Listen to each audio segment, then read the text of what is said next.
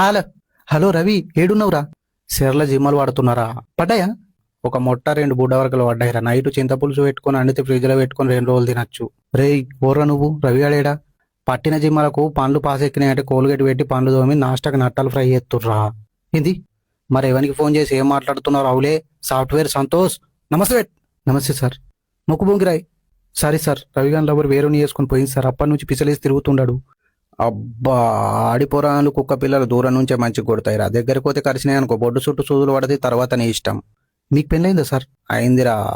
మరి మీరెట్లా దగ్గరికి పోయారు? మా ఆఫీసులో 3 నెలల కింద రామచంద్ర అని ఒక 20 ఏళ్ళ పోరడు జాయిన్ అయినరా. వచ్చినాక జల్దే సోపతయిండు. 3 రోజులు పుల్లు తిరిగినాక తెలిసిందాడు మొగోడు కాదు ఆడిపోరాని.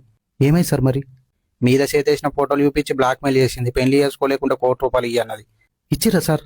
నా దగ్గర ఏమున్నాయిరా లొట్ట పీసు. పెళ్లి చేసుకుని ఇంట్లో పెట్టుకున్న కూరలు మంచిగా అందుతుంది కానీ కొంచెం మొగమొగ ఉంటది. ఘోరం సార్. షర్ట్ పాయింట్ వేసుకొని బాల్ కటింగ్ ఉండే వరకు మగపోరాడు అనుకున్నారా?